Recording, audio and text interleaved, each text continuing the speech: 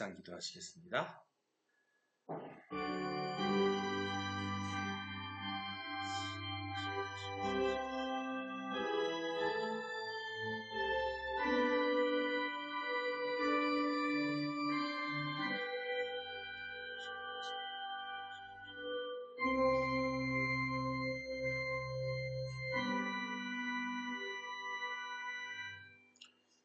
오직 여호와는 그 성전에 계시니 온 땅은 그 앞에서 잠잠할지니라 하시니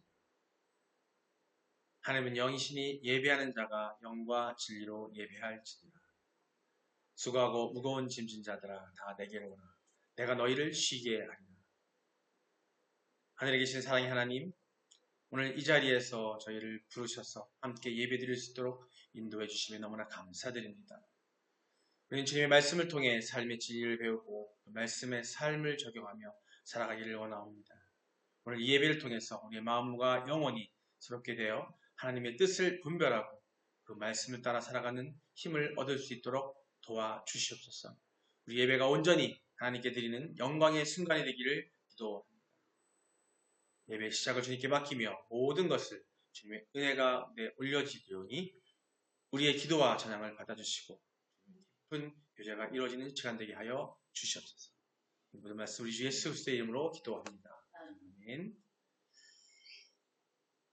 신앙 고백하시겠습니다.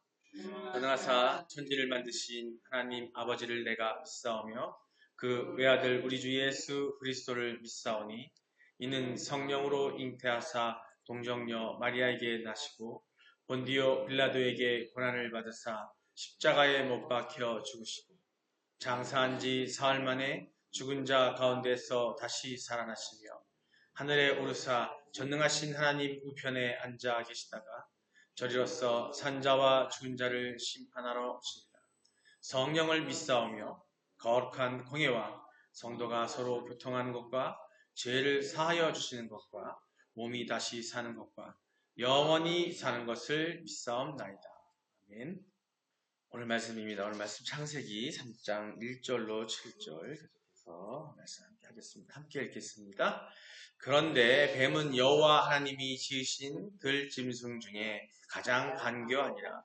뱀이 여자에게 물어 이르되 하나님이 참으로 너희에게 동산 모든 나무의 열매를 먹지 말라 하시더냐.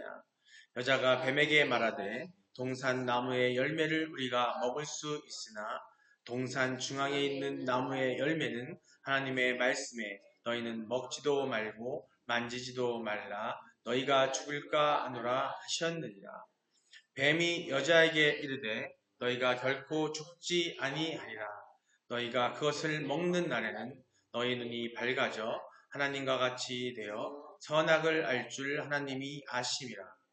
여자가 그 나무를 본즉 먹음직도 하고 보암직도 하고 지혜롭게 할 만큼 탐스럽기도 한 나무인지라. 여자가 그 열매를 따먹고 자기와 함께 있는 남편에게도 주매 그도 먹은지라. 이에 그들이 눈이 밝아져 자기들이 벗은 줄을 알고 무화과 나무잎을 엮어 치마로 삼았더라. 아멘. 할렐루야. 네, 하나님의 뜻 가운데 사랑받는 여러분 되시기를 주님의 이름으로 축원합니다. 서로 인사하시겠습니다. 하나님은 당신을 사랑하십니다. 하나님은 당신을 사랑하십니다.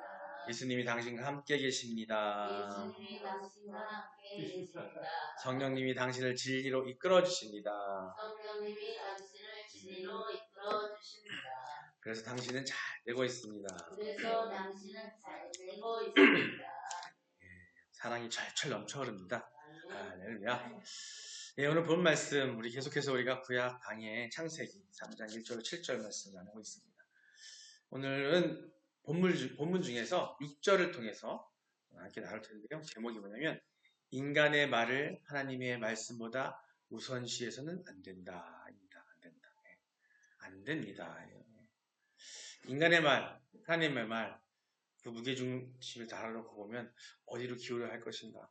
사실 달아놓으면 안 돼요. 그냥 인간의 말은 어디 대놓으면 안 돼. 하나님 말씀입니다. 오늘 그 얘기입니다. 우리가 어떤 일을 판단할 때 삶의 살 가운데 있을 때에 중요한 기로에 선택의 기로에 서 있을 때 우리는 하나님 말씀을 따라 결정짓고 가야 한다는 거예요. 내가 아무리 잘났다고, 내가 아무리 뛰어나다고, 내가 아무리 세상에서 추앙받고 있고 존경받는 사람이 할지라도 내가 뭔가를 판단하고 결정할 때 우리는 오직 하나님의 말씀, 하나님의 뜻 가운데 그 방향을 정해야 한다는 게 오늘의 주된 말씀입니다. 이게 결론입니다. 결론. 우리 개인뿐만 아니라 또 가정사, 또 우리 또 가족사, 그죠? 예. 또 지역, 공동체, 나라, 이 모든 것들이 사실은 하나님 말씀 안에서 가야 하는 게 맞는 거거든요. 지금 이 나라가 지금 힘든 것도 뭐냐면 그 말씀 가운데 가지 못하기 때문에 지금 하나님께서 뒤흔들고 계시는 거예요. 온전히 하나님 말씀의 뜻에 맞게 갈 수 있는 그런 날이 분명히 올 줄 믿습니다, 여러분. 네. 그러기 위해서 우리가 각자가 하나님 말씀 위에 가야 할 것을 여러분 아시기 바랍니다. 네. 오늘 6절 말씀인데요. 6절 말씀 함께 다시 한번 읽어보겠습니다. 시작. 여자가 그 나무를 본즉 먹음직도 하고 보감직도 하고 지혜롭게 할 만큼 탐스럽기도 한 나무인지라. 여자가 그 열매를 따먹고 자기와 함께 있는 남편에게도 주매 그도 먹은지라. 네. 6절 하반절을 보면 하와는 선악과를 따먹고 그것을 남편에게 주어서 먹게 했어요. 네. 이로써 아담 대신 하와를 먼저 유혹한 사단의 계략이 적중한 거죠. 여자를 뚫은 거, 여자를 갖다가.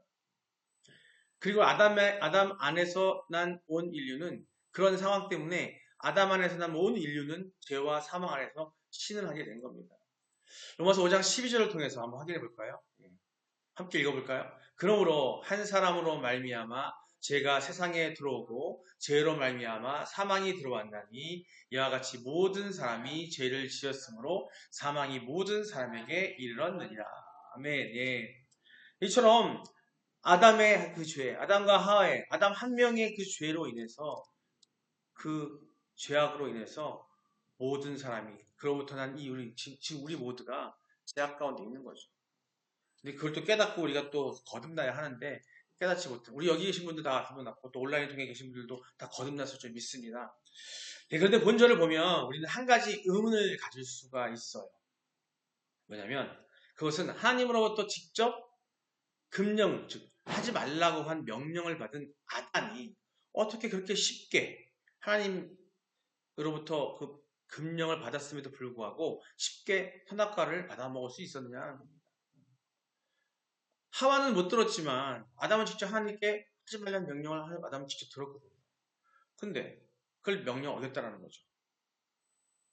실상 하와의 잘못을 지적하고 책망했어야 옳았음에도 불구하고, 그러나 본절은 아담이 하와에게 어떠한 책망도 하지 않았고 순순히 그녀로부터 선악과를 받아 먹었음을 보여주고 있어요. 아담이 하나님 말씀을 들었어 알았으면은 그 지켜야 된다고 얘기했으면 하와가 아내가 와서 얘기하더라도 그건 안 돼. 무슨 소리야 하셔야 되는데, 아담은 냉큼 아내의 말을 들은 거예요. 우리 그런 말 듣잖아요. 이 세상을 움직이는 건 남자지만 그 남자를 움직이는 건 여자라고 하는데, 그죠? 그런 얘기 있잖아요. 그게 틀린 말이 아니에요, 사실. 남자가 그렇게 또 약해. 근데 또 이 여자는 또 세상에 약해. 사단이 약하단 말이에요. 사단이, 우리 전에 말씀 나눴던 것처럼 사단이 그 약한 그 틈을 뚫고 들어온 게 바로 하와예요. 근데 그때 남자가 하나님 말씀에 굳게 서 있었다면 아담이 거부했을 거라는 거죠. 근데 아담이 실수한 딴 이유가 아니면 뭐냐면 바로 오늘 말씀의 오늘 주제의 제목처럼 하나님의 말씀 그 금령을 따르지 않고 사람의 말을 따른 거예요. 그로 인해서 지금 이런 결과가 나온 거예요. 이 세상이 죄악 가운데 있게 된 겁니다. 엄청난 겁니다. 엄청난 겁니다. 그것은 아담이 하와를 처음 보고 한 말, 이게 또 있어요. 여러분 창세기 2장 23절 기억나십니까? 있는데 뼈 중에 뼈요 살 중에 살이라. 엄청 사랑한 거예요. 엄청 사랑한 거예요. 하나님이 하와를 만들어 딱 주시니까 너무나 기쁜 거예요. 막 혼자 있다가 너무 사랑스러운 거야. 그러니까 어때? 내 뼈 중에 뼈요 살 중에 살이라. 너무나 그냥 소중한 거예요. 즉 아담은 하와를 너무 사랑한 거예요. 그런 나머지 하나님의 엄중한 경고에도 불구하고 하나님의 말씀보다 아내 하와의 말을 더 우선시했다는 거예요. 그것을 따른 거예요. 사실 우리 말에 베갯 및 송사라는 거 아시죠? 부부가 베개 밑에서 이 한이부 자리에 누워 있으면서 모든 논의해요. 부부 사이에는 못할 말이 없어. 그래서 모든 가족의 일들이며 모든 일들이 거기서 다 이루어진다는 거죠. 어떻게 보면은 한 나라의 정치도 그럴지도 모릅니다. 그 안에서는 남자가 못할 말이 없어요. 아내를 사랑하고 서로 사랑하고 있는 사이를 한다면 못할 말이 없는 거예요. 한 나라 대통령도 아내가 있잖아요. 베개비 성사라는 게 무서운 거예요. 어떻게 보면. 남편들은 아내의 말에 귀를 기울이고 잘 듣는다는 겁니다. 바로 이러한 사실을 잘 알고 누가? 사단이 연약한 하와를 유혹하여 범죄케 하고 다시 그녀로 하여금 남편까지 범죄하도록 충동질해서 결국 아담은 사단의 간교한 술책에 너무도 쉽게 넘어간 겁니다. 만일 사단이 아담을 직접 유혹했다면 아마도 사단의 계략은 실패하고 말았을 겁니다. 지금 이 시대에도 이런 상황들이 너무나 많이 일어나고 있어요. 가정에서 보면. 그래서 현숙한 아내, 하나님 말씀 안에 있는 현숙한 아내, 정말로 정말 하나님 말씀 안에서 아내가 단단히 붙잡고 남편을 옆에서 보호자해야 되고 또 마찬가지로 남자는 한 가장으로서 하나님의 말씀 안에서 거기 서 있어야 된다는 거예요. 사실. 여하튼 사람은 자기와 가까운 사람들의 말에 귀를 기울입니다. 아내, 또 더 가까운 자녀, 아니면 형제, 부모. 그게 인간의 어떤 인지상정이에요. 인지상정. 그러나 문제는 이러한 사람들의 특성을 사단이 너무나 잘 알기 때문에 그걸 이용해서 자신의 목적을 달성할 위한 수단으로 악용한다는 거예요.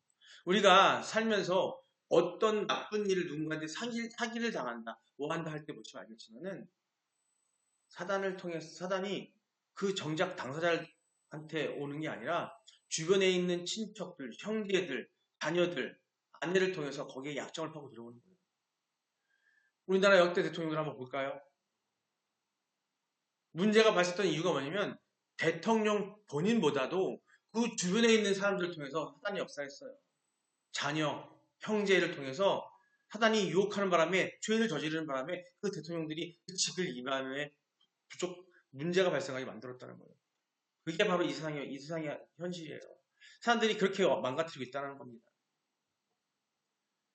이 특성을 이용해 사단이 자신의 목적을 달성한 위한 수단으로 악용하고 있다는 겁니다. 즉 사단은 성도들의 배우자나 부모, 자식, 형제, 친구 등 가까운 사람을 통해서 실족케 한다는 겁니다. 그 예가 뭐냐면 욥에게 그의 아내 욥기 2장 8절 9절 볼까요?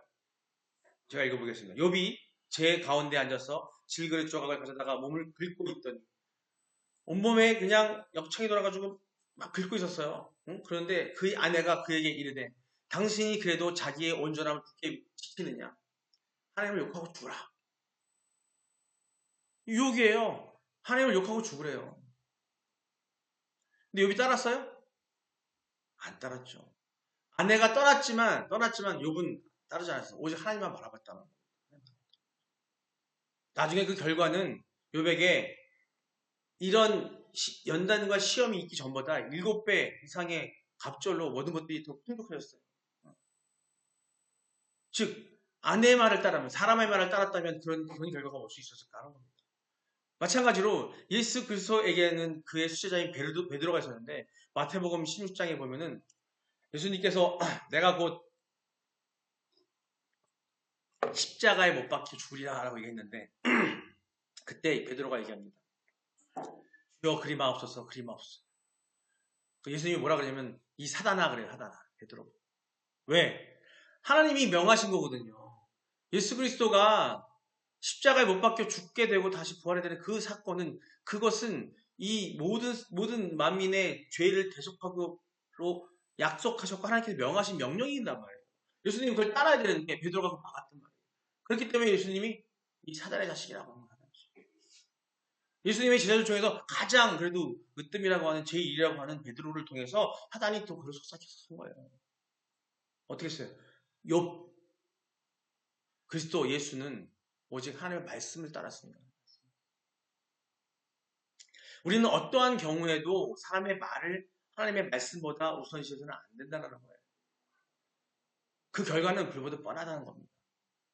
우리 스스로 혼자 안에서도 내가 세상의 것을 따르고 나의 세상에 말하는 유혹들은요, 사실은 내가 보는 것보다 누군가의 말에 의해서 내가 유혹당하는 게 많아요. 그렇게 우리 귀가 이렇게 얇아요. 내 잘 친한 친구가 있는데 그 친구가 석석석 해서 세상 거 사자 꼬시면은 갈 수밖에 없어요. 내 아내가, 내 남편이, 결국 남편, 아내고 떠나서 가장 가까운 사람들이 사람의 말을 통해서 우리를 유혹하는데 그게 바로 사단이 그들을 통해서 역사하는 거라는 거죠. 그때 우리는 어떻게 해야 돼요? 굳건히 하나님의 말씀을 붙잡고 있어야 돼요. 안 그러면 결과는 불보듯 뻔하다는 겁니다. 하나님보다 인간을 더 사랑하고 신뢰해서는 안 된다는 겁니다. 정녕 우리는 하나님의 말씀을 누구의 말보다 심지어 아까 말씀드린 배우자나 가족의 말보다 더 우선시하고 온전히 신뢰해야 하는 겁니다. 하나님을 그 누구보다도 더 사랑하고 의지해야 하는 겁니다. 그렇게 할 때에 사단의 유혹을 극복할 수 있다는 겁니다. 물론 인간관계에도 올바르게 독립할 수 있게 된다는 겁니다. 그게 뭐냐면 그런 유혹을 뿌리칠 수 있을 때 하나님의 말씀을 따를 때에 잘못된 사람들 내 주변에서 멀리할 수 있는 거예요. 우리가 죄를 멀리하라고 그랬잖아요. 죄가 있는 가능성이 있는 것들은 피하는 게 답이에요. 우리가 이겨내기 쉽지 않아요. 근데 그 멀리하는 방법이 뭐냐면 하나님의 말씀에 따르는 거예요. 그게 멀리하는 방법입니다. 관련된 몇 가지 말씀을 보면서 정리해 나갈까 합니다. 먼저 마태복음 10장 37절 말씀입니다. 함께 읽겠습니다. 아버지나 어머니를 나보다 더 사랑하는 자는 내게 합당하지 아니하고 아들이나 딸을 나보다 더 사랑하는 자도 내게 합당하지 아니하며. 아멘. 예수님은 자신의 제자들에게 말씀하십니다. 하나님에 대한 사랑과 헌신이 가장 우선시되어야 한다. 가족에 대한 사랑이 그보다 앞서는 안 된다는 것을 분명히 말씀을 통해 말씀하고 계신 거예요.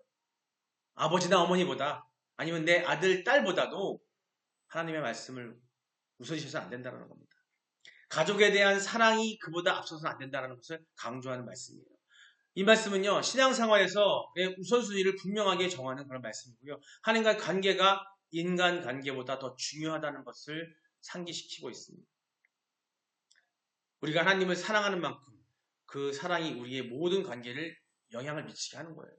우리가 사람의 말을 보고 사람을 걸어보고 사람을 판단할 때에 그 가족이 깨지는 걸 봐요. 근데 가족들이 하나님의 말씀, 하나님의 그 진리 안에 한 방향으로 가게 되면 절대 깨지지 않고 튼튼하게 평온한 가정이 됩니다. 더 나아가서 교회 공동체도 마찬가지예요. 교회 공동체도 그 안에서 목사님이신 모든 성도들은 다 그리스도인이지만 다 인간이에요. 사람이에요. 네, 간혹 보면은 교회에 와서 공동체에 와서 예배를 드리고 교회에 주일날 왔을 때 뭐 때문에 흔들리느냐? 사람들의 말 때문에 흔들려요. 여기도 온전하지 않거든요. 아직 온전한 사람밖에 없습니다. 그런데 사람들이 말 듣고 어떤 권사님 말 듣고 어떤 집사님 말 듣고 목사님이 말 듣고서는 말을 하시는 가운데 목사들이라고 완전한 사람이 신이 아니잖아요. 그죠? 근데 그걸 듣고 거기에 실족하고 시험에 들어요. 그럴 때 그걸 이겨나갈 수 있는 건 뭐냐면 오직 그리스도 예수, 하나님의 말씀만 바라보는 거예요. 거기에 의지하고 나가면은 그 공동체가 깨질 리가 없다는 거죠. 그때 사단이 틈탈 수가 없는 겁니다. 다음 말씀이에요. 사도행전 4장 19절입니다. 읽겠습니다. 베드로와 요한이 대답하여 이르되 하나님 앞에서 너희의 말을 듣는 것이 하나님의 말씀을 듣는 것보다 옳은가 판단하라. 아멘. 예. 베드로와 요한은 성전에서 예수 그리스도를 전파하는 것에 대해 그들이 전도하고 설파하는 것에 대해 유대인 지도자들이 에게 의한 저항을 받게 됩니다. 그때 그들은 사람의 명령을 따르기보다는 하나님의 말씀을 따르는 것이 옳다고 선언을 해요. 이는 우리에게도 하나님께서 주신 사명을 지키기 위해 사람의 말을 넘어서 믿음을 가져야 한다는 교훈을 줍니다. 예, 다음 말씀이에요. 사도행전 5장 29절입니다. 함께 읽겠습니다. 베드로와 사도들이 대답하여 이르되 사람보다 하나님께 순종하는 것이 마땅하니라. 아멘. 베드로와 사도들은 다시 한번 사람보다 하나님께 순종하는 것이 마땅하다고 강조하고 있습니다. 이 말씀은 하나님께 대한 순종이 인간의 권위보다 우선시되어야 함을 명확히 하고 있어요. 우리가 하나님의 말씀을 따를 때 세상의 유혹과 압박을 이겨낼 수 있는 그런 힘을 얻는다는 것을 또한 보여주는 말씀입니다. 사랑하는 성도 여러분, 오늘 말씀을 통해서 하나님께서 우리에게 주신 사명과 그 말씀의 중요성을 다시 한번 깨닫게 되시길 바랍니다. 우리는 일상 속에서 마주하는 수많은 유혹과 인간의 목소리에 흔들리지 않아야 한다는 거예요. 하나님의 말씀을 우선시하고 살아가야 합니다. 하나님을 사랑하고 신뢰하는 마음으로 매일의 삶을 살아갈 때 우리는 진정한 믿음의 길을 걸어갈 수 있을 줄 믿습니다. 여러분 각자에게 하나님의 평강과 은혜가 함께를 하기를 기도합니다. 또한 어떤 상황에서도 하나님의 말씀을 의지하고 그 사랑을 세상에 전파하는 귀한 하나님께 영광만 돌리는 그런 삶을 사시기를 축복합니다. 이 시간 우리 기도하기를 원합니다. 오늘 말씀을 통해서 나는 말씀과 은혜를 마음에 담고 우리 다음과 같은 기도를 제목을 통해서 기도하기를 원합니다. 첫 번째, 하나님께서 주신 말씀을 매일 기억하고 믿음을 우선시할 수 있게 해달라고 기도하시고요. 두 번째, 주변의 유혹과 압박 속에서도 하나님을 더 사랑하고 신뢰할 수 있도록 도와달라고 기도하시기 바랍니다. 또 가족과 친구들에게 하나님의 말씀을 전할 수 있는 지혜와 용기를 달라고 우리 주여 한번 부르고 다 같이 기도하시겠습니다. 주여! 아버지 사랑의 하나님, 오늘 말씀을 통해서 우리 인간의 말이 얼마나 하찮고 또 하나님의 말씀이 얼마나 중요한지 우리가 모든 판단을 해나가고 생각할 때에 우리가 하나님의 말씀에 순종하는 것이 얼마나 중요한지를 다시 한번 배웠습니다. 아버지도 깨달았습니다. 아버지 우리에게 그 깨달음을 이행하고 실천할 수 있는 힘을 주시옵소서. 하나님께 주신 말씀을 매일매일 기억하고 믿음을 우선시할 수 있도록 우리가 그런 삶을 살 수 있도록 우리를 붙들어 주시고 성령의 이끌림받아 살아갈 수 있도록 도와주시면서 아버지 주변의 유혹과 압박 속에서도 우리가 이겨낼 수 있고 하나님을 더 사랑하고 신뢰할 수 있는 우리가 될 수 있도록 우리 한 사람 한 사람 될 수 있도록 아버지여 함께하여 주시옵소서. 우리가 가족과 친구들에게 하나님의 말씀을 그 귀중한 하나님의 말씀을 전하고 그들이 나와 담나서 하나님을 사랑하고 세상의 유혹을 빠지지 않도록 우리를 이끌고 도와줄 수 있는 우리에게 지혜와 용기를 함께 허락하여 주시옵소서. 감사드립니다. 아버지 예수.